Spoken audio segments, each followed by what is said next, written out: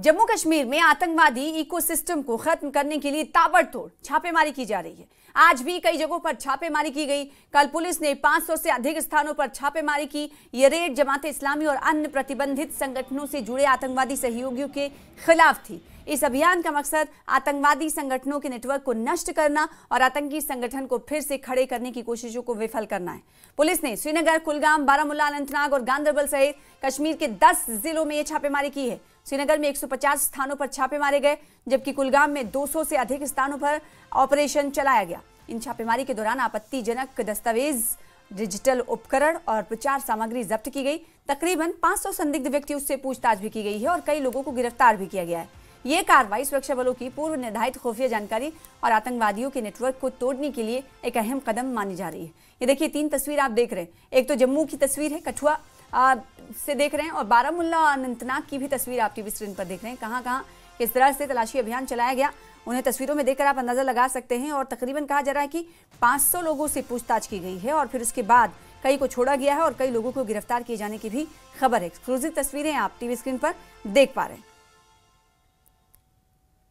तो दिल्ली ब्लास्ट के बाद हालांकि जम्मू कश्मीर में ये अक्सर और बेशतर हम देखते हैं कि इस तरह की मुहिम चलती है, सर्च ऑपरेशन चलता है, लेकिन जो रेड चल रही है, रेड भी देखने को मिलता है। लेकिन दिल्ली ब्लास्ट के बाद इस छापेमारी में तेजी सूरत लाई गई है, तेजी दिखाई दे रही है, क्योंकि जम्मू कश्मीर से कनेक्शन सामने आने के बाद कई लोगों से पूछताछ की जा रही है। तस्वीरें आप देख रहे हैं, ये देखिए कैसे जो लोग हैं अस्पताल, मेडिकल की भी तस्वीर इसलिए दिखा रहे हैं क्योंकि डॉक्टरों पर ये सुई घूम रही है। शक के दायरे में डॉक्टर्स लिए जा रहे हैं, कई डॉक्टर्स को हिरासत में ले लिया गया है और कई को गिरफ्तार भी किया गया है। आज भी आपको बताएं कि कुलगाम में बड़े पैमाने पर तलाशी मुहिम जारी रखी गई। इसके अलावा अनंतनाग में भी काफ़ी रेड पड़ी आज देखने को मिला। और साथ ही साथ जो जम्मू के इलाके हैं वहाँ पर आपको बताएं कि आने जाने वाले जो वाहन हैं, जो गाड़ियाँ हैं, उनकी तलाशी ली जा रही है ताकि किसी तरह की कोई संदिग्ध हरकत ना हो पाए और किसी तरह से कोई संदिग्ध या मुश्तबा अफराद जम्मू कश्मीर में दाखिल ना हो पाए। तो मुदस्सिर हमारे साथ जुड़ रहे हैं, उन्हीं का रुख कर लेते हैं श्रीनगर से। मुदस्सिर, आज पूरा अगर समअप करें तो क्या अभी भी कार्रवाई रेड चल रही है? कहां कहां पर, किन किन अजला में कितने लोगों को गिरफ्तार किया गया, कितने लोगों से पूछताछ की गई, क्या पूरी है डिटेल?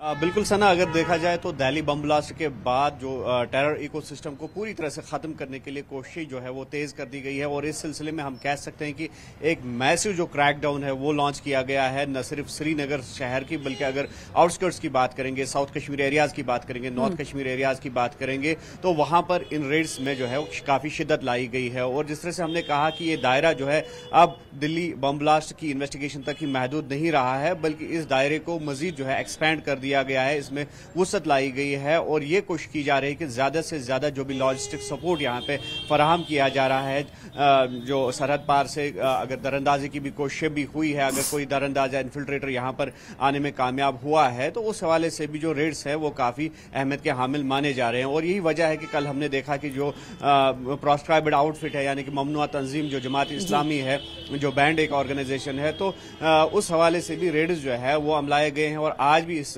तरह के रेड्स जो है वो मिले हैं जो कि एक्स जमात के लीडर्स थे या एक्टिविस्ट थे जमात इस्लामी के फॉर्मर, तो वहां पर भी उनके घरों में रेड्स जो है वो डाले गए। और इसके साथ साथ JKNOP यानी कि जम्मू कश्मीर नेशनल्स ऑफ पाकिस्तान, जो कि जम्मू कश्मीर के बाशिंदे या पाकिस्तान ऑक्युपाइड कश्मीर में अभी जो है वहां पे रिहाइश पजीर है या पाकिस्तान के मुख्तलिफ इलाकों में रिहाइश पजीर है, तो उनके घरों के साथ साथ जो उनके रिलेटिव्स हैं, जो उनके रिश्तेदार हैं, तो उनके घरों में भी इस तरह के रेड जो है वो डाले जा रहे हैं। और इन रेड्स का यही मकसद है कि अगर कहीं पर जो टेरर इकोसिस्टम है, अगर कहीं पर लॉजिस्टिक सपोर्ट फराहम किया जा रहा है, OGW सपोर्ट फराहम किया जा रहा है, और साथ ही साथ दिल्ली बम ब्लास्ट के कनेक्शन या तार किस तरह से इनसे जुड़े होंगे, तो पूरा जो है इसकी तहकीकात की जा रही है। और पूरे नेटवर्क को तबाह करने की जो है अब पुलिस ने ठानी है, सिक्योरिटी फोर्सेज ने ठानी है। और इसके लिए जिस तरह से हमने पहले भी कहा कि एक फ्री हैंड दिया गया है सिक्योरिटी फोर्सेस को और खास तौर पर जम्मू कश्मीर पुलिस को कि वो इन केसेस में हर जगह लीड कर रही है। और कंट्री वाइड हम देख रहे हैं कि जो मेट्रोपॉलिटन सिटीज है वहां पे अब भी अलर्ट जो है वो जारी है और इसी के साथ साथ जो जम्मू कश्मीर है यहाँ पर भी अलर्ट पर रखा गया है सिक्योरिटी फोर्सेस को। और जो जम्मू श्रीनगर नेशनल हाईवे की बात करेंगे तो वहां पर खुसूसी नाके कायम किए गए हैं जिसमें जम्मू कश्मीर पुलिस के साथ साथ सीआरपीएफ जो है अहम भूमिका निभा रही है और हर आने जाने वाले व्यक्ति पे या गाड़ी जो एंटर होती है कश्मीर वैली या कश्मीर वैली से बाहर जो गाड़ियां जाती पूरे जम्मू और कश्मीर के हवाले से आप जानकारी अभी दे रहे हैं, कब कब कहां पर रेड मारा गया और किन संगठनों के ऊपर कार्रवाई की जा रही है। अकेले अगर श्रीनगर की बात करें तो अकेले श्रीनगर में कितने मकामात पर ये रेड की गई है, इसका जवाब आपसे लेंगे। लेकिन जहूर भी हमारे साथ जुड़ चुके हैं। जहूर इस वक्त हमें अनंतनाग से ज्वाइन किए हुए हैं। आज अनंतनाग और कुलगाम दोनों जगह की अगर आपसे तफसीलात लें तो क्या कुछ रही, कितने जगह पर रेड की गई या फिर अभी जारी है, क्या जानकारी जहूर? सना, मैं आपको बताऊं कि ये रेड्स जो हैं कंटिन्यूअसली जारी हैं। आज सुबह सवेरे की अगर हम बात करें तो सीआईके ने तकरीबन कई मकामात पे अनंतनाग और कुलगाम के कई मकामात पे रेड्स जो है वो डाली है। और हम आपको बताएं कि कल तकरीबन 6 ऐसे अशखास के हवाले से पूछताछ की गई जो बैन जमात इस्लामी से ताल्लुक़ रखते थे और उनके घरों पे छापा मारी। और आज तकरीबन 8 से 9 अफराद के हवाले से पूछताछ और कुछ लोगों को डिटेन किया गया। तकरीबन 14 ऐसे लोगों के बारे में जो है कल और आज पूछताछ की गई, जिनमें से 4 डॉक्टर भी शामिल हैं। सुबह से ही हम खबर चला रहे हैं 4 ऐसे डॉक्टर जो अनंतनाग और कुलगाम से ताल्लुक़ रखने वाले हैं, उनके हवाले से भी जो है ये खबर आई कि उन्हें डिटेन किया गया, उन्हें हिरासत में लिया गया है और उनसे पूछताछ जारी है। और ये सिलसिला बदस्तूर जारी है और आज सुबह से ही ये सिलसिला, चूँकि सुबह की बात करें तो सीआईके ने तकरीबन 13 ऐसी लोकेशंस पे रेड डाली अक्रॉस वैली, जिनमें अनंतनाग और कुलगाम के इलाके भी शामिल हैं। और 4 ऐसे डॉक्टर्स के नाम सामने आए हैं सुबह सवेरे जिन्हें डिटेन किया गया, जिनसे पूछताछ अभी भी जारी है और कुछ और इंकशाफात जो हैं वो मुतवक्का है। और इसके हवाले से चूँकि डॉक्टर्स की अगर हम उनके हवाले से तफ्तीश का मामला सामने लाए तो दिल्ली ब्लास्टर्स के बाद कई डॉक्टर्स के नाम जो है वो सामने आए हैं। कुल मिलाकर हम ये कह सकते हैं कि कुछ डॉक्टर्स जो हैं अभी भी डिटेन हैं या फिर कुछ लोगों को रिहा किया गया है पूछताछ के बाद, लेकिन ये सिलसिला जो है वो दस्तूर जारी है। सिक्योरिटी का जहाँ तक ताल्लुक है तो सिक्योरिटी का ये है कि दोनों अजला में, अनंतनाग में भी और कुलगाम में भी जो है सिक्योरिटी का गिरिज मजबूत किया गया है। छापामार कार्रवाई है जो अंजाम दी जा रही है और हर आने जाने वाले के साथ साथ जो हैं जो भी अहम शाहराहें हैं, जो भी अहम तंसीबात हैं, यहाँ पे गश्त जो है वो बढ़ा दी गई है। ठीक है, तो ये कुलगाम और अनंतनाग की तफसीलात हैं जो मजमूई तौर पर इस वक्त ज़हूर रिजवी जुड़कर देते हुए दे रहे हैं, तफसीलात फराहम कर रहे हैं। मुदस्सिर का रुख कर लेते हैं। मुदस्सिर, जैसे कि हमने आपसे कुछ देर पहले आपसे सवाल किया था कि अकेले श्रीनगर की अगर बात करें तो कितने रेड अब तक पड़े हुए होंगे और ये बताइएगा क्या इस वक्त भी ये छापेमार कार्रवाई चल रही है? और श्रीनगर से सटे बडगाम की अगर बात करें तो बडगाम की क्या कुछ तफसीलात है आपके पास? देखिए, श्रीनगर पुलिस की अगर हम बात करेंगे तो कहीं ना कहीं श्रीनगर पुलिस के सर ये क्रेडिट जाता है कि जिस तरह की कार्रवाई की गई और एक बड़ा जो हादसा है वो होने से रोका गया। हालांकि दिल्ली बम ब्लास्ट जो है वो हो गया, लेकिन जिस तरह की जो प्लानिंग थी जो सामने आ रही है तो उससे ये ऐसा लग रहा है कि कंट्री वाइड ये कोशिश की जा रही थी कि वहां पे इस तरह की जो कार्रवाइयां हैं वो अंजाम दी जाए। और उस हवाले से श्रीनगर पुलिस जो है काफी सतर्क है और जिस तरह से हमने कुछ दिन पहले देखा कि एक मॉड्यूल जो है उसको बस्ट किया गया और जो बताया जा रहा है कि जॉइंट एक मॉड्यूल था अंसार गजवतुल हिंद और जैश ए मोहम्मद का, तो उसके बाद जो पुलिस है वो काफी हरकत में आ गई है और साथ ही साथ जो इंटेलिजेंस एजेंसीज है या दीगर जो पैरामिलिट्री फोर्सेज है तो जॉइंट एक स्ट्रेटजी अपनाई जा रही है और जॉइंट साइनर्जी के तहत ही इस तरह के रेड जो है वो डाले जा रहे हैं। और हमने आज भी देखा कि श्रीनगर के आउटस्कर्ट्स में या श्रीनगर शहर के मुख्तलिफ इलाकों में सीआईके ने सीआईडी के इश्तराक से, यानी कि सेंट्रल जो काउंटर इंसर्जेंसी ऑफ कश्मीर का जो विंग है जम्मू कश्मीर पुलिस की, और उन्होंने सेंट्रल इन्वेस्टिगेटिव डिपार्टमेंट के साथ जो है जॉइंट एक रेड जो है वो यहाँ पे कार्रवाई अमल में लाई। और सुबह हमने देखा कि मुख्तलिफ इलाकों में इस तरह के रेड जो है वो डाले गए और मल्टीपल रेड्स जो है वो अभी भी जारी है। और ऐसा बताया जा रहा है, अगर जराये के हवाले से बात की जाए, कि इस तरह के रेड जो है वो मुस्तकबिल में भी जारी रहेंगे ताकि पूरी तरह से जो नकील है वो कसी जाए और पूरी तरह से लगाम जो है वो लगाई जाए और जो टेरर इकोसिस्टम है उसको पूरी तरह से खत्म कर दिया जाए। तो कुल मिलाकर हम ये कह सकते हैं कि इन रेड्स में जो है एक्सेसिव इंटेंसिफाई किया जा रहा है इन रेड्स को, और काफी शिद्दत लाई जा रही है इस तरह की कार्रवाई में, ताकि ज्यादा से ज्यादा जो नताइज है वो बरामद हो जाए। और जिस तरह से दिल्ली बम ब्लास्ट के केस की जो है वो भी इन्वेस्टिगेशन जारी है, और साथ ही साथ ओवरऑल अगर हम ये देखेंगे कि जो तकरीबकार कार्रवाई अंजाम दी गई है पास्ट में, जो मुख्तलिफ FIR जो है दर्ज है मुख्तलिफ थानों में या CIK के पास, तो उसकी भी तहकीकात जो है साथ ही साथ की जा रही है। जी, और इसके अलावा क्योंकि आज का जो दिन है काफी अहम है आवाम के लिए भी और उन तमाम नेताओं के लिए जिन्होंने चुनावी तशहीर की बडगाम के लिए और नगरोटा के लिए, तो इसको लेकर अगर तैयारियों की बात करें काउंटिंग की, तो तैयारियों के हवाले से कुछ दिखाई दे रहा है ग्राउंड पर मुदस्सिर? हाँ, बिल्कुल सही बात आपने की कि जिस तरह से अगर बडगाम की हम बात करेंगे तो बडगाम में कल जो है वोट शुमारी का काम जो है, काउंटिंग जो है उसका इनेका जो अमल में लाया जा रहा है, और इस हवाले से तमाम तैयारियां जो है वो मुकम्मल कर दी गई है। और जो अमला है वोटिंग जो काउंटिंग अमला है, या फिर ओवरऑल अगर सिक्योरिटी सिनेरियो की हम बात करेंगे तो उसको इन प्लेस रखा गया है, और एक मजबूत सिक्योरिटी ग्रिड के बीच ही जो काउंटिंग है वो प्रोसेस कल सुबह शुरू होगा। और ये कोशिश की जाएगी कि पुरअमन और शफाफ तरीके में जो काउंटिंग प्रोसेस है उसका आगाज हो जाए और इसका एहतमाम किया जाए। तो कुल मिलाकर जो अरेंजमेंट्स होने चाहिए थे, तो फुल प्रूफ सिक्योरिटी निजाम जो है उसको कायम कर दिया गया है, और ये कोशिश की गई है कि पुरअमन और शफाफ तरीके से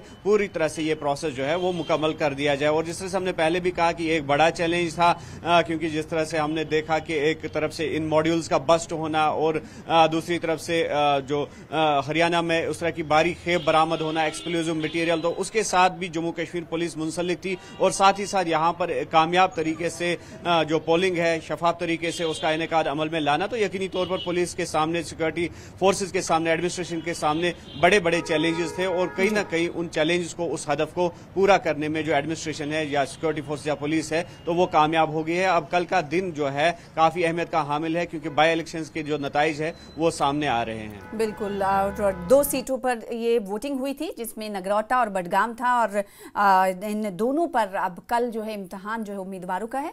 देखना होगा कि अवाम ने क्या कुछ फैसला लिया है, लेकिन बीजेपी, PDP या अपनी पार्टी या फिर नेशनल कॉन्फ्रेंस की माने तो सभी ने जी जान, और इस बीच इंडिपेंडेंट उम्मीदवार भी हैं, उन्हें भी नजर में रखना है कि कौन किसका वोट काटता है, ये भी कहना गलत नहीं होगा। एक बार फिर से रुख कर लेते हैं अनंतनाग का, जो हमारे साथ जहूर जुड़े हुए हैं। जहूर, कुलगाम और अनंतनाग की स्थिति इस वक्त क्या है? क्या जो मामूलात जिंदगी रोजाना जैसे रहती थी वैसे ही है, या फिर लोगों में ज्यादा डर है? क्योंकि बहुत ज्यादा आंकड़े सामने आ रहे हैं कि कई 100 लोगों को हिरासत में लेकर उनसे पूछताछ की जा रही है। आज के एग्जैक्ट आंकड़ों की बात करें कि कुछ गिरफ्तारियां भी इन दोनों अजला से हुई हैं क्या? बिल्कुल, तकरीबन 4 ऐसे डॉक्टर्स को जो है सुबह सवेरे ही हिरासत में लिया गया था, और उनके साथ पूछताछ भी जारी है। और उसके अलावा और मजीद चूँकि जो खुलासे हो रहे हैं आहिस्ता आहिस्ता करके, और इस हवाले से हम ये कह सकते हैं कि पूछताछ का सिलसिला बदस्तूर जारी है। इसमें कई गिरफ्तारियां भी, कई पूछताछ भी, और उसके बाद कुछ लोगों की रिहाई भी, क्योंकि जिन लोगों के पास जो है वो क्वेश्चनिंग की जाती है, जिन्हें क्वेश्चनिंग की जाती है, उसके बाद उन्हें बाज़ लोगों को जो है वो रिहा भी किया जाता है, लेकिन बाज़ लोगों को जो है वो डिटेन किया जाता है। यही वजह है कि ये सिलसिला जो है अभी तक भी जारी है। और मैंने पहले भी बताया आपको कि जिस तरह से दिल्ली ब्लास्ट्स के बाद जो है ये तार, ये जो कनेक्शंस हैं, कहीं ना कहीं आहिस्ता आहिस्ता इसमें काफ़ी इंकशाफात जो है वो हो रहे हैं, और मज़ीद इंकशाफात मुतवक्का है। और यही वजह है कि ये जो सिलसिला है ये अभी भी जारी है, गिरफ्तारियों का, डिटेंशन का और छापामारी कार्रवाइयों का। और ऐसे में आज दिन भर भी हमने देखा कि सिक्योरिटी ऑफिसरान जो बड़े बड़े हैं, आज IGP जो CRPF हैं वो यहाँ पे आज दौरे पे थे, विनीत बलराज वो यहाँ पे आज दौरे पे थे। उसके साथ साथ और भी कई सिक्योरिटी के आला ऑफिसरान वो दिन भर श्रीनगर जम्मू हाईवे पे जो हमने उन्हें देखा। कई जो सिक्योरिटी के ग्रिड्स हैं उनको मजबूत करते हुए और सतर्क रहने की हिदायत दी उन्होंने सिक्योरिटी फोर्सेस को, CRPF को, या जितने भी एहलकार हैं, चाहे वो जम्मू कश्मीर पुलिस हैं, फौज हैं, CRPF हैं, दीगर सिक्योरिटी एजेंसीज हैं। तो फिलहाल ये कह सकते हैं कि ये अभी सिलसिला जो है बदस्तूर जारी है, और फिलहाल इसमें क्या कुछ पेशरफ्त होती है दिल्ली ब्लास्ट के बाद 9 युक्त जिसे गेटवे ऑफ कश्मीर कहा जाता है, जहूर, वहाँ पर किस तरह की तब्दीली आप देख रहे हैं? क्योंकि उमूमन वैसे हमने देखा है कि नाके हर जगह होते हैं। NH पर आप जाएंगे तो थोड़े ही किलोमीटर के बाद आपको एक से दूसरा नाका दिख जाएगा, लेकिन इस वक्त इस वाकई के घटना घटित होने के बाद NH पर किस तरह की तस्वीरें देखने को मिल रही हैं और किस तरह का बदलाव आप देख पा रहे हैं? देखिए, बहुत ज़्यादा बदलाव माजी के मुकाबले में इस बार और ज़्यादा सिक्योरिटी ग्रिड्स जो है उसको मजबूत किया गया है। हालांकि पहले भी जम्मू कश्मीर पुलिस जो है यहाँ पे उन्होंने चौकसी बरती है और मुतहरिक हो गई थी, लेकिन अब चूंकि इस सिचुएशन के बाद जो है जो वाकया पेश आया तो उसके बाद मजीद सिक्योरिटी का ग्रिड जो है दायरा जो है वसी कर दिया गया है। 3 टायर जो सिक्योरिटी है वो अरेंजमेंट्स हैं, लेयर्स बढ़ा दिए गए हैं। यहाँ जितने भी हाईवे के आसपास के इलाके हैं दाएं और बाएं, इसमें मजीद सिक्योरिटी जो है उसकी कमक बुलाई गई है। तो कहीं ना कहीं ये कह सकते हैं कि सिक्योरिटी का दायरा जो है वो वसी किया गया है। और साथ में इसके साथ साथ अगर हम बात करें जम्मू कश्मीर पुलिस की, तो जम्मू कश्मीर पुलिस चाहती है कि जो ही ये जो एंटर वैली के अंदर होते हैं तो यहाँ पे मजीद तलाशी कार्रवाइयाँ, मजीद जो सिक्योरिटी की अरेंजमेंट्स हैं वो उसका दायरा जो है वसी किया जाए। तो देखिए, दिल्ली में ब्लास्ट हुआ है, लेकिन इस का कहीं ना कहीं इसकी आग जम्मू कश्मीर तक पहुंच रही है और इसलिए जम्मू कश्मीर में कई जगहों पर रेड हो रहा है। और कई जगह अगर कठुआ इधर जम्मू के रीजन की बात कर ले तो यहाँ पर भी सिक्योरिटी सख्त कर दी गई। हर आने जाने वाले गाड़ियों की तलाशी ली जा रही है। तो जम्मू कश्मीर वैली की अगर बात करें तो यहाँ पर गहरी नज़र सिक्योरिटी फोर्सेस की हर आने जाने वाले शहर अजला जगह पर है और रेड भी की जा रही है। बहुत शुक्रिया आप दोनों का हमारे साथ जुड़ने के लिए, तफसीलात देने के लिए। फिलहाल इसी के साथ रुकेंगे छोटे से ब्रेक के लिए, जल्द लौटेंगे।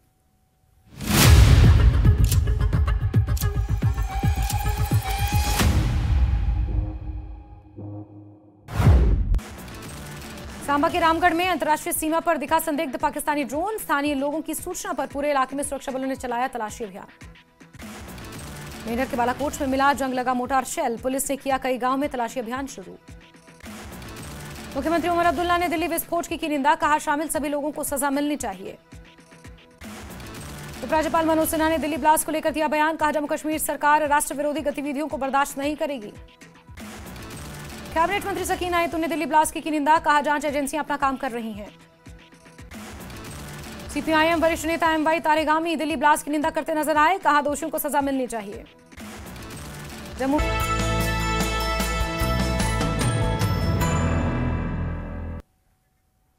जम्मू में जम्मू यूनिवर्सिटी के 19वें दीक्षांत समारोह में एलजी मनोज सिन्हा और सीएम उमर अब्दुल्ला ने शिरकत की, लेकिन कार्यक्रम में दोनों ने एक दूसरे से बातचीत नहीं की। दरअसल एलजी मनोज सिन्हा और सीएम उमर अब्दुल्ला में स्टेटहुड के मामले को लेकर बयानबाजी हुई थी। सीएम उमर की तरफ से स्टेटहुड की मांग करने पर एलजी ने इसे काम नहीं करने का बहाना करार दिया, जिस पर सीएम ने एलजी मनोज सिन्हा पर पलटवार किया था और उस वाकये के बाद दोनों जम्मू में एक ही मंच पर नजर आए।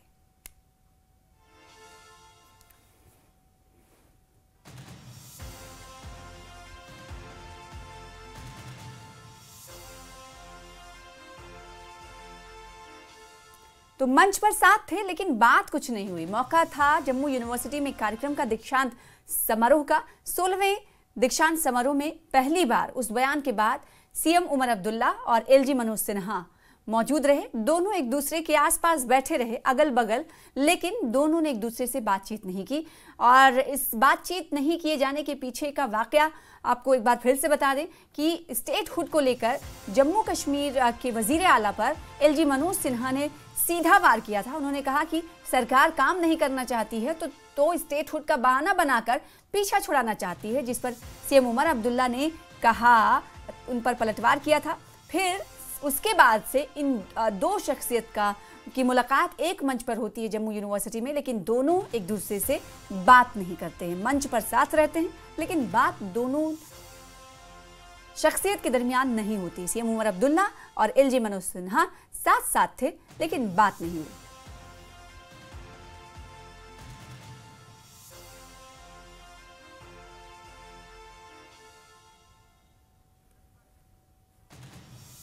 मंच पर साथ लेकिन नहीं हुई बात। जम्मू में एक ही मंच पर मौका था जम्मू यूनिवर्सिटी के 16वें दीक्षांत समारोह का और इस मौके पर तमाम जो तलबा तालिबात थे, स्टूडेंट्स थे, विद्यार्थी थे, उन्हें मेडल दिए गए एलजी मनोज सिन्हा के हाथों। और इस प्रोग्राम में मुख्य अतिथि के तौर पर मौजूद थे एलजी मनोज सिन्हा और साथ ही साथ सम्मानित अतिथि के तौर पर शिरकत करने के लिए पहुंचे थे सीएम उमर अब्दुल्ला। और 16वें सेकेंड स्पेशल था इसका 19th सेकेंड स्पेशल दीक्षांत समारोह का। इस मौके पर जो शिक्षक और उनकी भारी तादाद भी देखी गई थी, विद्यार्थियों की भी भारी तादाद देखी गई, मंच पर साथ रहे लेकिन बात नहीं की। स्टेटहुड को लेकर दोनों शख्सियत के दरमियान टकराव हुआ था। एक दूसरे ने वार पलटवार किया था। समीर हमारे साथ जुड़ रहे हैं इस खबर पर, उन्हीं से जान लेते हैं। समीर, पहला मौका है उस वाकये के बाद जब स्टेटहुड को लेकर एलजी मनोज सिन्हा और उमर अब्दुल्ला आमने सामने आए थे और उसके बाद पहली बार ये दोनों एक कार्यक्रम में शिरकत करते हैं, बराबर में बैठते हैं एक दूसरे के, लेकिन बात नहीं होती। प्रोटोकॉल क्या कहता है? देखिए, प्रोटोकॉल तो इस बात को जिक्र नहीं करता है कि आप बात करें या ना करें। हालांकि शिष्टाचार एक चीज होती है। एक जब आप दो बड़े नेता जो LG Manoj Sinha constitutional post में यूटी में नंबर 1 पे है, सीएम भी अपना एक ओहदा रखते हैं, बहुत टाइम के बाद एक मंच पे थे, तो ऐसा लग रहा था हमें कि दोनों बात करेंगे, थोड़ी वार्तालाप भी करेंगे एक दूसरे के साथ, लेकिन बिल्कुल बहुत कम हुआ। और एक ही बार मैंने देखा जब डिग्रीज जो है वितरण, डिग्रीज का और मेडल्स का वितरण हो रहा था, तब एलजी मनोज सिन्हा पहले वही कर रहे थे, लेकिन उन्होंने फिर कहा कि नहीं, आप उमर अब्दुल्ला से भी करवाइए। तो उमर अब्दुल्ला को उन्होंने बोला कि आप इनको मेडल दीजिए। तो वो एक बात थी जब दोनों में सिर्फ एलजी ने बात की और उमर अब्दुल्ला ने कोई यहाँ से रिस्पॉन्ड नहीं किया, उन्होंने फिर मेडल्स दिए। तो पूरे प्रोग्राम तकरीबन 2 से 2.5 घंटे था, कोई बातचीत नहीं हुई, दोनों साथ साथ में बैठे हुए थे। बिल्कुल एक दूसरे के से उन्होंने नजरें हम ये चुरा के रखी थी। और ये पहली बार नहीं हुआ है, पहले भी हमने देखा है कि दोनों जो एलजी और उमर अब्दुल्ला जब भी कहीं मिलते हैं, हालांकि मैंने पहले भी कई प्रोग्रामों में इनका देखा, अटेंड किया, कवर किया हमने, लेकिन तब थोड़ी बहुत वार्तालाप होती थी। लेकिन जब कुछ दिन पहले, आपको याद ही होगा, एलजी मनोज सिन्हा ने जिस तरह से स्टेटहुड पर यह कहा कि कई जो बहानेबाजी हो रही है, स्टेटहुड क्या बहाना लिया जा रहा है, इनको डेवलपमेंट नहीं करने, तब से फिर उमर अब्दुल्ला ने भी पलटवार किया था। और फिर फारूक अब्दुल्ला ये कह बैठे कि एलजी कई फाइल उस पर बैठे हुए हैं, काम नहीं करने देते। तो दोनों में तलखी दिख रही थी, आज बराबर एक तलखी का अंदर से दिख रहा था। हालांकि बाहर कोई इजहार नहीं करता है, और लेकिन अंदर से जो बात, एक ही जगह पे तकरीबन 2 से 2.5 घंटे बैठे थे, लेकिन कोई ज्यादा बात इनकी आपस में हुई नहीं है। जाहिर तौर पर एलजी मनोज सिन्हा और उमर अब्दुल्ला,